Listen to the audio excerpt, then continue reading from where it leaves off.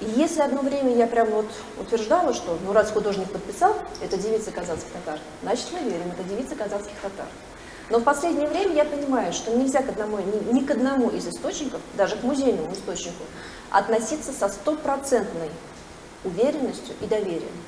Потому что всегда есть такая маленькая деталь, как индивидуальное авторское восприятие или переработка исторической информации. Дело в том, что мы не живем в это время. Мы воспринимаем из того времени, в котором мы существуем. То есть то, как оно было на самом деле, мы не знаем. Но мы можем предполагать, что да, действительно, в начале XIX века у татар еще бытовал конусообразный головной убор на желтой каркасной основе.